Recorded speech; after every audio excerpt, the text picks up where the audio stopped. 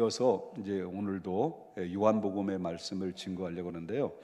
여러분 지난주에 이제 기억을 좀 되살리기 위해서 좀 말씀을 드린다면, 예수님께서 안식일 날 베데스다 연못가에 이제 가셨습니다. 가신 이유는 어떤 의도를 가지고 가셨던 거죠. 거기에는 반드시 예수님이 어떤 일을 행하고자 하는 그런 그 의도를 가지고 있었다는, 거기에는 예수님을 만나는 주인공이 기다리고 있었습니다. 그것은 바로 38년 동안 단 한 번도 일어나 본 적이 없는 환자가 그 자리에 누워 있었어요. 거긴 수많은 환자들이 있지만은 그 환자들 속에서 그 틈바구니 속에 파고들어서 예수님께서는 그 38년 된 환자에게 찾아갑니다. 그리고 내 자리를 들고 일어나 걸어가라 라는 명령 앞에 이 38년 만에 이 환자가 예수님의 그 명령의 말씀을 믿고 행동했을 때 몸이 빠르르 떨면서 그 자리에서 다리에 힘을 얻게 되고 일어나 걷게 되며, 그리고 자리를 들고 이동을 하게 되는 그런 기적 같은 역사들이 일어나게 됐습니다. 기적 같은 게 아니라 기적이 일어났죠. 그때가 언제 있던 일이면 안식일 날 했던 거죠. 그럼 이 안식일 날 자리를 들고 이제 이동하는 그 병을 고쳤다는 소문들이 이 유대 종교 지도자들에게 들려옵니다. 그래서 너희가 어떻게 된 거냐라고 물었을 때, 그 예수가 나보고 일어나 걸어가라 할 때 난 치유받았고 나는 걸어갔을 뿐이다라고 했을 때, 그 말에 열을 받아가지고 이 득단을 같이 바로 유대 종교 지도자들이 예수님께 찾아와서 따지고 묻는 겁니다. 그 따지고 묻는 요지가 이제 세 가지인데, 왜 너희는 안식일 날 병을 고치냐는 겁니다. 안식일 날 병을 고치는 이유가 뭐냐 하는 겁니다. 또 한 가지는, 죄송합니다, 인사 좀 하십시오. 기침도 좀 하시고.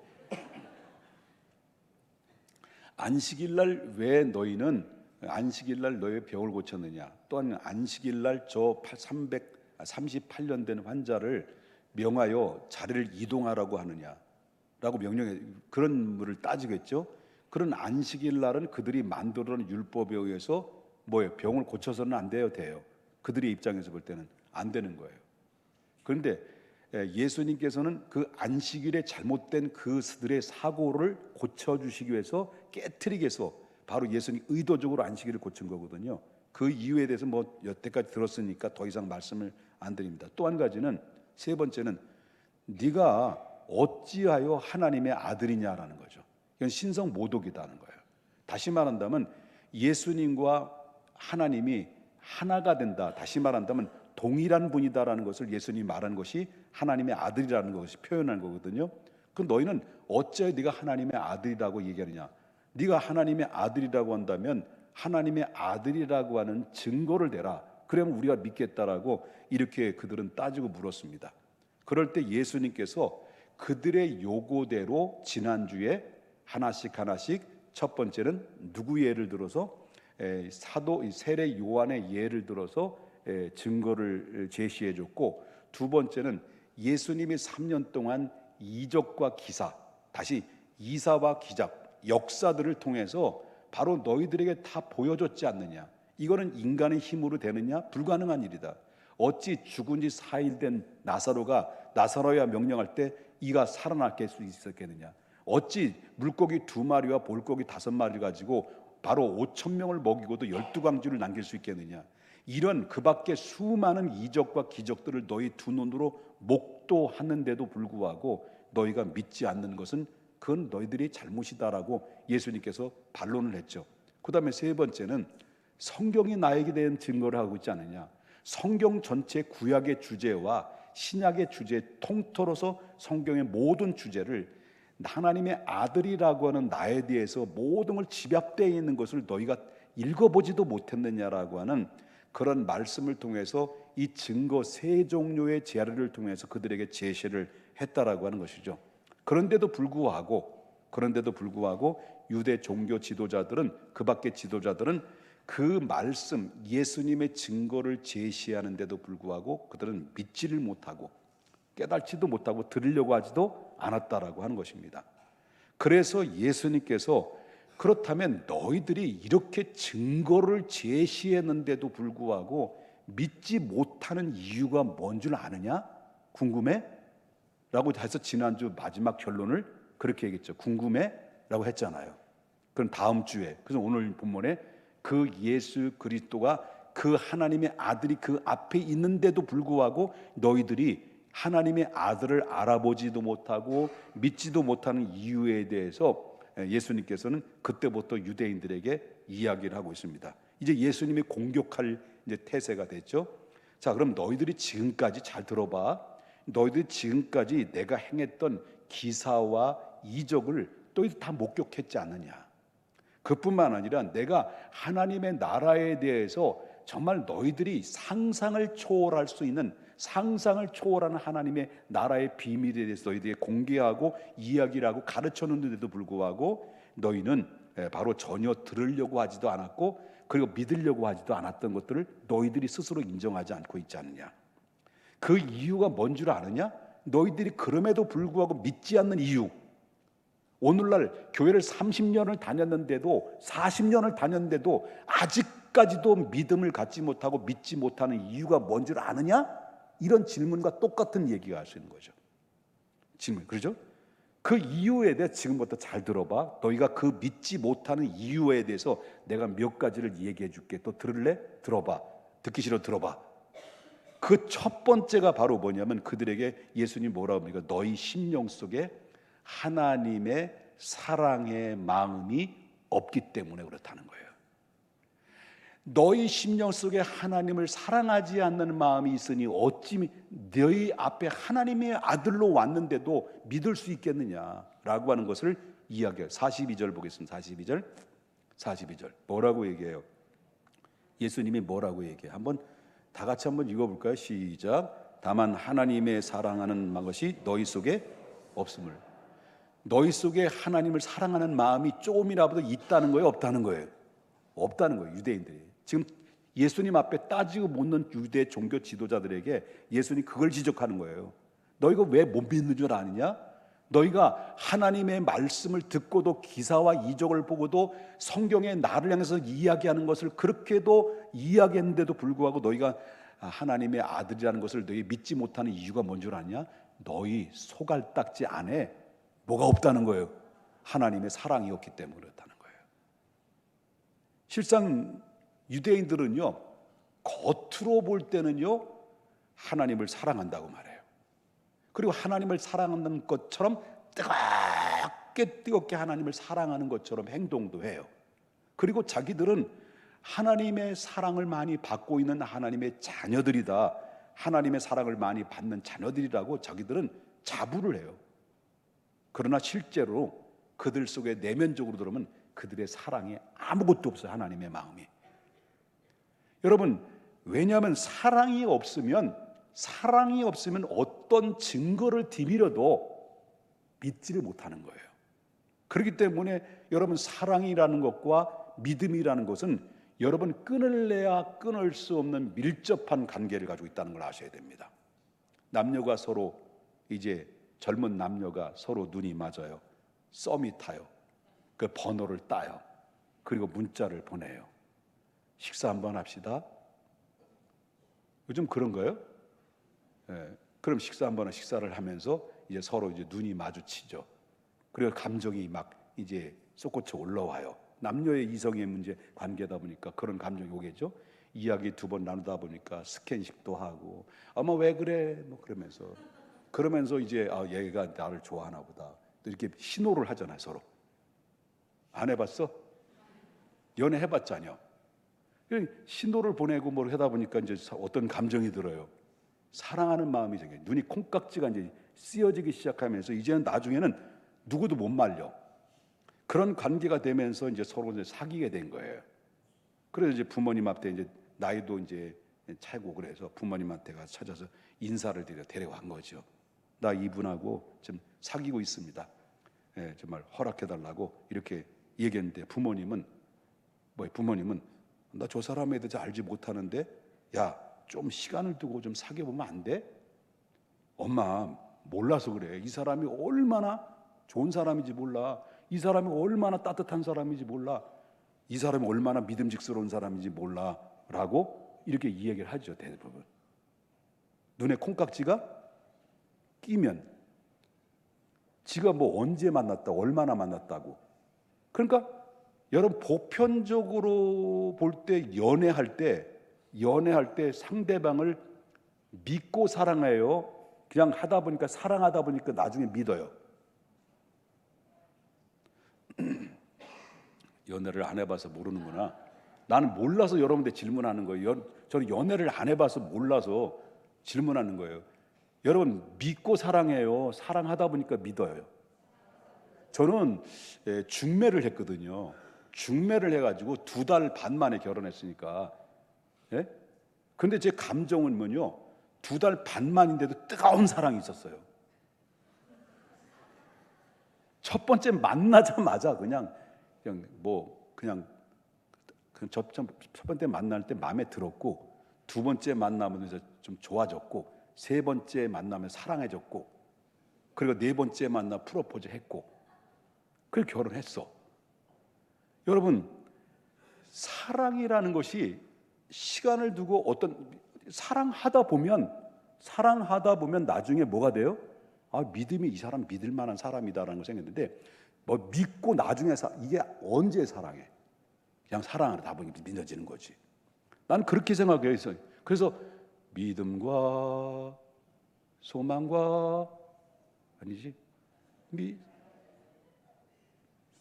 사랑은 그 중에 제일은 뭐예요? 사랑이 운죠. 사랑. 여러분 세상에서 사람이 한 생명이 태어나면 육체가 자라죠. 그럼 육체만 자랄까요? 마음도 자라고 정신도 자라고 그리고 영혼도 자라죠. 근데 여기서 마음도 자라고 정신도 자라고 그리고 육체도 자란 만큼 또 뭐도 자라냐면요, 사랑도 자랍니다. 사랑도 자라게 돼 있어요. 그런데 어렸을 때부터 부모로부터 사랑을 많이 받고 자란 아이들은요, 나이가 먹어서도, 나이가 어른이 돼서도 남을 사랑하고 베푸는 마음이 넉넉해요. 왜? 사랑을 많이 받고 자랐기 때문에 그렇습니다. 근데 어렸을 때부터 늘 맨날 칭찬 듣지 않고 맨날 구박만 받고 꼴박만 맞고 살았던 사람, 사랑 못 받고 사람들은요, 늘 사랑이 굴핍해요. 그래서 늘 누군가로부터 자꾸 받기를 원하고 인정받기를 원하고 누군가로부터 자꾸 받으려고 하는 것이, 이게 어렸을 때부터 사랑의 결핍에서 나오는 현상들이 보게 되는 거죠. 그래서 자꾸 베풀기보다는 받으려고 하니까 저 부부싸움이 일어나게 되고 서로 인간관계에 갈등이 일어나게 되는 겁니다. 무슨 말이냐면 사람은 사랑한 만큼 행복해질 수 있다는 걸 알아야 됩니다. 아멘 할 줄 알았더니 아멘 안 하네. 뭔가 제 설교에 문제가 좀 있다는 걸, 위기감을 지금 느끼고 있습니다.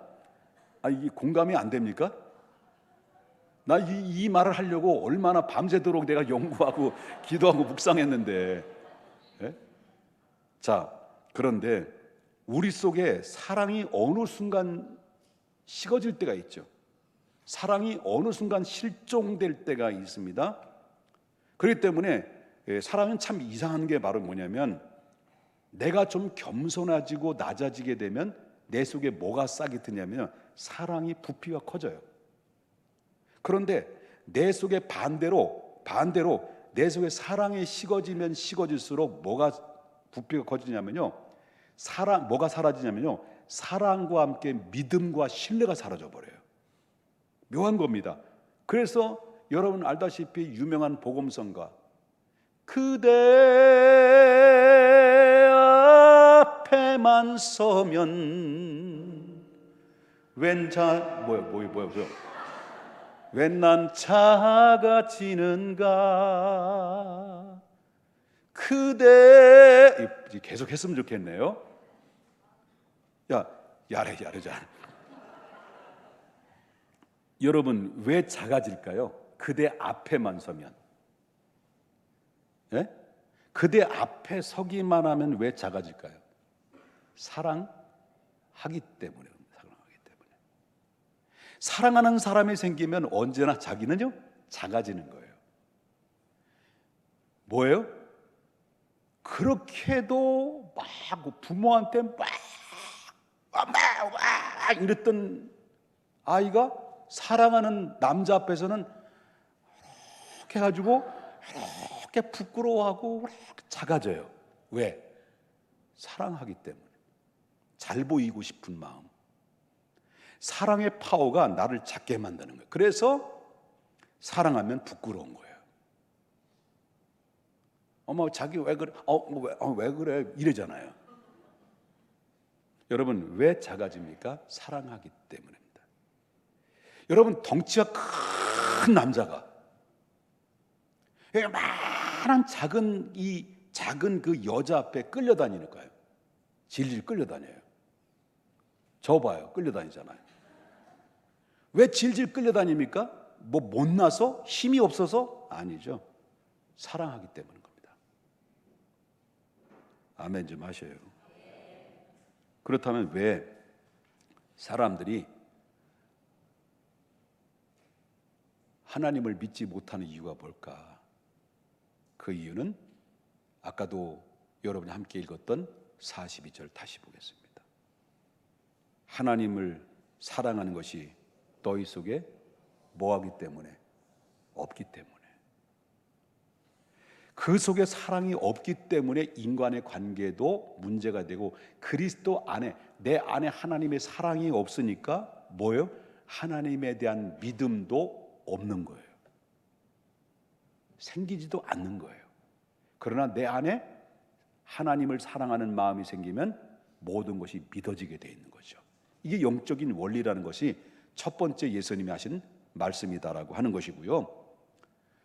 유대인들이 주님의 기사와 이적을 그렇게 많이 보고 하늘의 나라의 말씀을 그렇게 선포했는데도 불구하고 저들은 눈이 있어도 보지 못하고 귀가 있어도 듣지 못하고 믿으려고 하지도 않고 들으려고 하지 않고 있는 그들 앞에 예수님이 또 두 번째 하신 말씀이 뭘까요? 두 번째는 44절 보겠습니다. 너희가 서로 뭘 취하고요? 영광을 취하고 유일하신 하나님께로부터 오는 모든 영광은 어떻게 하고? 구하지 않고. 자기의 영광을 취하고 하나님의 영광은 구하지 아니하기 때문에 그렇다는 거예요. 그러니 너희가 어찌하여 나를 어떻다는 거예요? 믿겠냐는 거예요. 다시 말한다면 너희가 너희 앞에 있는 하나님의 아들이 그 앞에 있는데도 알아보지도 못하고 하나님을 믿지 못하는 이유가 뭐냐라고 할 때 예수님 뭘 지적한 거예요? 너희 안에 네 스스로 누구의 영광을 구하고 있기 때문에? 너희 자신의 영광을 구하기 때문에. 자기의 영광을 구한다는 것은 뭘 의미합니까? 자기 스스로를 높인다, 그런 뜻이에요. 그건 교만이라는 것입니다. 자, 하나님의 사랑이 언제 식어집니까? 우리가 하나님을 뜨겁게 사랑했던 때가 있었잖아요. 그런데 어느 순간부터 하나님의 사랑이 식어져요. 사라져버려요. 그 어느 순간부터 하나님의 사랑이 내 속에서 사라지고 실종되는 이유를 가만히 분석해 보면 언제나 어느 때나 자기 영광에 도취될 때예요. 자기 영광에 도취될 때. 그 증상 중에 하나가 바로 뭐냐고 하면 하나님을 찬양하려고 하지 않아요. 찬양해도 감동이 밀려오지 않아요. 자기를 찬양합니다. 여러분, 유대인들 그러면 대단하죠. 유대인들은 매일매일마다 쉐마를 낭독하면서 하나님의 영광을 사모하며 신앙 훈련을 받은 민족들이 유대 민족들이에요. 지금도 아마 그럴 거예요. 그래서 더욱이 유대인이라고 하는 유대인 그러면 그 이름은 그 내용 자체가 하나님을 찬양이라는 얘기예요. 어렸을 때부터 이 유대인들은 수 없는 신앙 훈련을 받고 또 하나님의 영광을 널리 드러내는 백성으로서 선택받은 민족임에도 불구하고 실상은 하나님으로부터 오는 영광을 추구하지를 않았다는 거예요. 그들의 자랑거리, 실질적으로 다른 민족보다도 자랑거리가 어마무시한 민족들이죠. 하나님이 이미 택한 받은 민족이에요. 그리고 다른 나라가 갖지 않는 하나님 율법을 하나님이 주셨어요. 그리고 또한 그들에게는 안식이라는 그런 또 할례 받은 민족입니다. 이 우월감이라는 거죠. 하늘을 찌를 정도로 이렇게 우월감이 대단한 민족입니다. 그 우월감이, 자기 영광에 도취되는 그 우월감 때문에 예수 그리스도를 이 땅에 오셨는데도 불구하고 그들은 알아보지 못하고 오히려 예수님을 죽이는데, 자기 영광에 도취되는 까닭으로 인해서 범죄를 저질렀던 민족이 오히려 유대인들이에요. 유대인으로 오셨던 예수님을, 유대인 자기 민족이 그 예수님을 죽이는 자리까지. 왜? 자기 영광에 도취되었기 때문에. 왜 그럴까요? 그 이유가 뭘까요? 이들은 하나님의 영광보다는 인간들로부터 오는 영광을 받기를 더 훨씬 좋아했기 때문이었습니다. 여러분, 유대 종교 지도자들을 보십시오. 분석해 보십시오.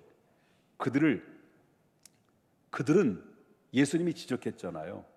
한 성전에 맨 앞에서 바리새인이 기도하는 현장하고 맨 성전 뒷구석에서 구석에 처박혀 가지고 고개도 못 들고 주여 나는 죄인이로소이다, 나는 죄인이로소이다가 펑펑 울어대는 한 죄인과 스스로 의인이라고 자처하는 사람이 앞에서 나는 저 10의 1조를 드리며 금식을 하며 저 뒷구석에 처박혀 있는 저 죄인과 같지 않은 것을 감사하나이다라고 저 기도했던 것을 볼 때 그 둘 중에 하나님이 누가 기도를 받았겠느냐라고 예수님 질문했잖아요. 이렇게 유대인들이 그렇다라는 거예요. 그들이 많은 사람들로부터 존경받고 사랑받고 관심받게 되는 이 관심을 이끈 중독자들이 누구냐면 그때 당시 유대 종교 지도자였다는 말이에요. 그러니까 유대 종교 지도자들은 기도하면서 많은 사람들이 모여지는 곳에, 그 많은 사람이 모여지는 시장이나 이 광장에 그들은 유대 종교들은 기도처를 만들어놨어요. 그래서 그때 이 팔레스타인이라는 것은 벽이 없잖아. 그냥 통이잖아요. 다 보이잖아요. 그러니까 성막 기도처 가서 막 아버지 쉐마 이러면서 기도할 때 지나가는 백성들이 오 거룩이요 오 이러잖아요. 그러니까 존경받죠. 사랑받고 존경받으니까 사람들로부터 하나님의 영광, 사람들로부터 자기 영광에 도취되어서 관심을 끄는데 이 사람들은 중독이 된 거예요. 금식하면 어디인가? 이들은 금식을 일주일에 한두 번씩 금식하거든요. 금식을 하게 되면 막 사람들 지나가는데 온갖 인상을 막 빡빡 쓰면서 왔다 이러다 이렇게 온갖 인상을 박박 써가면서 나는 이 금식하는 종이다 해가지고요. 자신이 금식기도 생활한다는 것을 자기를 알리는 거예요. 그러나 백성들이 존경과 존경님 사랑합니다, 존경합니다, 관심. 그러면 막 어깨에 막 훅가시가 들어가지고 내가 이랬던 사람이 하나님의 아들로 오신 예수를 알아보겠냐는 거예요. 그래서 왜 사랑이 없는데, 자기 영광에 도취됐는데. 여러분, 모든 일상적 신앙생활이 이랬기 때문에 그들에겐 더 이상 그들에게는 하나님의 영광을 찾아볼 수가 없게 됐다는 것을 누가 보신 거예요? 예수님이 그들을 보신 거예요. 그래서 그들을 볼 때마다 이 외식하는 바리새인들이요, 이 독사의 자식들이라고 예수님이 독한 말로 뱀 새끼들아라고 지난주 얘기했잖아요. 지금 같이 욕했잖아요, 우리 바리새인들을 향해서. 이런 사람들이 한두 명이겠습니까? 오늘날 이 교회의 무리를 일으키는 무리들이 이렇게 얼마나 바리새적인 자기 영광을 도취되어서 이렇게 함정에 빠져들어가는 사람들이 얼마나 많이 있었냐는 거죠. 그렇습니다. 그때 예수님이 그런 모습들을 봤다는 거예요. 그러니 하나님의 아들로 왔는데도 뭐 어떻게 알아보겠냐는 거예요. 그래서 사도 바울은 그들을 향해서 뭐라고 말하냐면 로마서 3장 13절부터 15절에 이렇게 이야기합니다. 보십시다. 그들의 목구멍은 그들의 혀는 그의 입술은 그의 입은 그의 발은 그게 바로 그들의 모습입니다. 자기 영광에 도취된 사람들. 외식하는 바리새인들. 그 함정에 우리도 노출될 수 있다는 거예요. 이렇게 자기 영광을 취하는 자들이 어찌하여 하나님의 최고의 영광과 존귀를 가지신 예수님을 알아볼 수 있겠냐는 거예요. 못 알아보죠. 그래서 요한복음 오늘 44절 보겠습니다. 너희가 서로 영광을 취하고 서로 영광을 취하고.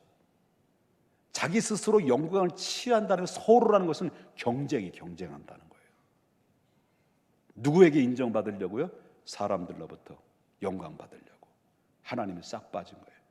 그래서 서로 영광을 취하고 유일하신 하나님께로부터 오는 모든 영을 구하지 아니하느니 너희가 그렇게 눈이 멀었는데 어찌 나를 볼 수 있겠느냐.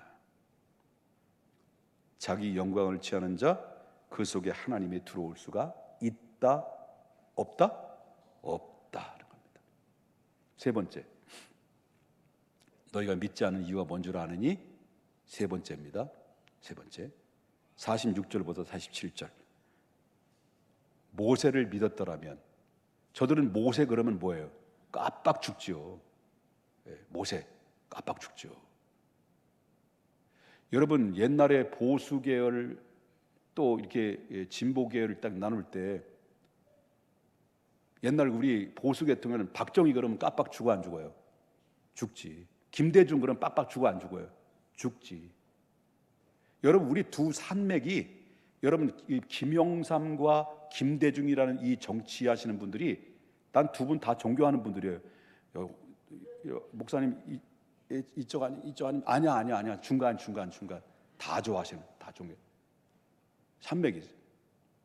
근데 이런 분들을 보면 이분들과 조금만 우리가 한번 뭐 관계를 맺거나 한번 악수를 했던 기억이 있어나, 그럼 자부심 늦게 안 느껴요.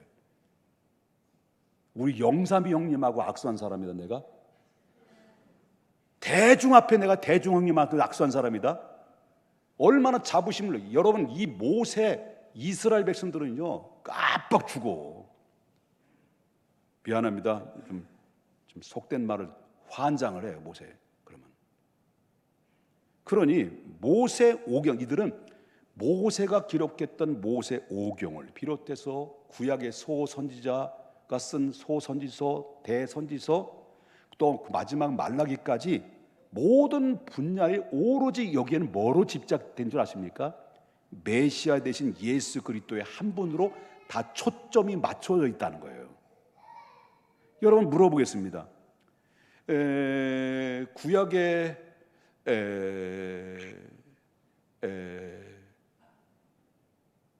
광야에서 40년 동안 머물면서 성막을 하나님이 지시의 성막을 줬잖아요.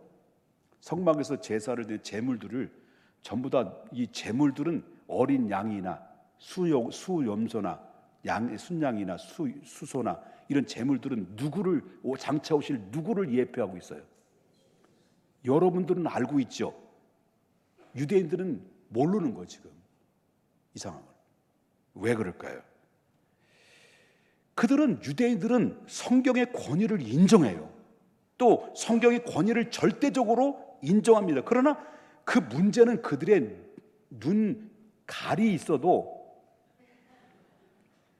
그들은 눈갈이 있어도 정작 성경 가운데서 나타나신 주님의 모습을 결코 발견하지 못하는 겁니다. 성경을 어디를 봐도요, 어디를 펼쳐봐도 어느 그 한 곳 예수님의 모습이 드러나지 않는 곳이 어디 있습니까? 없어요. 다 있어요. 예수님에 대한 모든 것이 구약에서는 다 발견할 수 있다라는 거죠. 그런데 그들은 뭐예요? 마가복음 예수님이 뭐라고 지적해요? 마가복음 8장 18절에 너희는 눈갈이 있어도 뭐였다는 거예요? 보지 못하고, 귀 구멍이 있어도 듣지 못하는, 기억하지 못하느냐. 그러니까 그 속에 자기 영광을 추구하고 하나님의 사랑이 실종되니까 눈이 있어도, 귀가 있어도 듣지 못하고 보지 못하는 겁이지. 30년을 교회 다니면 뭐합니까? 아직도 하나님의 사랑이, 자기 영광을 추구하다 보니 하나님의 은혜를 밀려가고 믿음도 실종되고 그렇게 종교인으로서 여태까지 다닌다면 매우 심각한 나의 모습이라는 것을 기억해야 됩니다.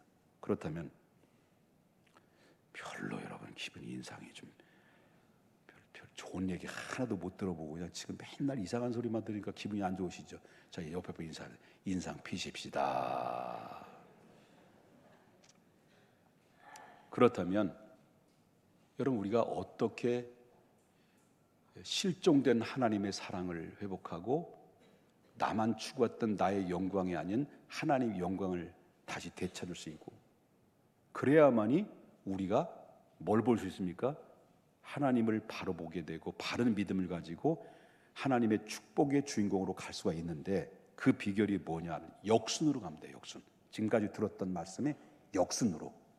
그게 바로 뭐냐면 자기 영광을 부인하고 뭘 추구해야 되는 거예요? 뭘 구해야 되는 거예요? 하나님 영광을 구하면 되는 겁니다. 그래서 이제부터는 저와 여러분이 하나님 앞에 기도해야 돼요.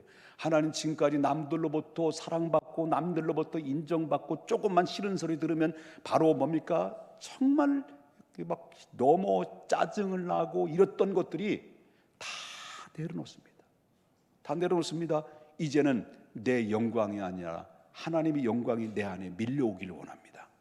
어떤 상황이도 하나님의 영광이 된다면 나는 그것으로 기뻐하고, 그것이 하나님의 기쁨이 된다면 나는 그것으로 만족할 수 있도록 나에게 사랑의 부피가 채워지기를 원합니다라고 하나님 앞에 사랑이 싹이 트기 시작하게 되면 멀어졌던 믿음의 눈이 보여지게 되고, 그리고 확신이 들게 되고, 믿음의 세계가 넓혀지게 되고, 영적인 체험들이 무궁무진하게 여러분 삶에 펼쳐지게 되고, 나에게 큰 주인공으로서, 하나님의 믿음의 주인공으로서 다시 살아나게 될 것입니다. 그런 사람에게 살아계신 하나님의 증거가 충만하게 채워질 것이라는 것입니다. 사랑하는 여러분, 유대인들이 처한 이러한 위험한 영적인 상태라고 하는 것은 오늘날 우리에게도 쉽게 찾아볼 수 있는 것입니다. 그리고 우리 성도들이 자칫 이 경건의 생활이 게으르게 되면 누구라도 이런 위험의 함정에 사로잡힐 수가 있다라고 하는 것입니다. 저도 목회를 이제 38년 동안 단독 목회만 해왔어요. 38년 동안 단독 목회를 해왔으니까 지금 이제 28살 때부터 시작했죠. 38년 동안 예배를 인도하고 지금 예배를 인도하면서 오늘날 제가 다시 한번 설교를 준비하면서 지난 한 주간 동안 묵상을 해봤습니다. 그리고 도전을 받아요. 너는 지금까지 38년 동안 예배 인도자로서 많은 성도들에게 선한 영향력도 끼쳤고, 예배를 인도해서 은혜도 끼쳤고, 그리고 많은 사람들을 구원의 자리에 인도하는 그런 위대한 일들을 했지만, 정작 너 자신은 예배자로서 과연 얼마만큼 어느 세월 동안 살아왔느냐? 예배 인도자가 아니라 내 자신이 예배자로서 어떻게 살아왔느냐라는 질문을 제가 도전을 받았어요. 정신이 바짝 나더라고요. 정말 하나님 앞에 어떻게 하다 보니까 테크닉으로 예배를 인도할 수 있고, 테크닉으로 얼마든지 예배를 주도할 수 있고, 은혜를 끼칠 수 있겠더라고요. 얼마든지. 위기감을 느꼈습니다. 내가 마지막 은퇴할 그날 때까지 하나님, 나의 모든 과거에 내가 과오들을 다시 한번 정리할 수 있는 기회를 주셔서 감사합니다. 마지막 최종의 은퇴하는 그날 순간까지 나는 예배 인도자이기 전에 하나님 앞에 예배자가 되기를 원합니다. 하나님, 내 안에 하나님의 사랑이 식어지지 않기를 원합니다. 내 영광을 추구하기보다는 하나님의 영광이 추구해서 이제 내 시야에 하나님의 나라가 보여지게 해주고, 믿음이 확실하게 영역이 넓혀져서 믿음으로 제시하고 믿음으로 인도하는 모세와 같은 하나님의 사람이 되기를 원합니다라고 다시 한번 자신을 돌아볼 수 있는 기회였습니다. 사랑하는 여러분, 우리는 겉으로 살아있다라고 하는 이름을 가졌으나 실상은 영적으로 죽은 상태에 있던 4대 교회 성도들과 같이 보려는 우리는 그런 교회와 성도는 돼서는 안 된다라고 하는 겁니다. 지금 이 순간까지 과연 우리 믿음 생활의 중심이 어디를 향하고 있는지 오늘 말씀을 통해서 여태까지 축복받으라, 힘을 내시라고 들었잖아요. 그렇지만 이제는 다시 한번 우리 자신을 점검하면서 나의 믿음이 얼마만큼 부피로 주님을 바라보고 어떠한 상황이 내 앞에 펼친다 할지라도 나는 전혀 한 점의 흔들림이 없이 믿음으로 향해 한 방향으로 해서 주님을 향해서 달려갈 것인가를 다시 한번 오늘 이 시간에 결심하고 결정하는 위대한 내 생의 최고의 날이 될 수 있기를 주님의 이름으로 축복합니다. 거룩하신 하나님 아버지,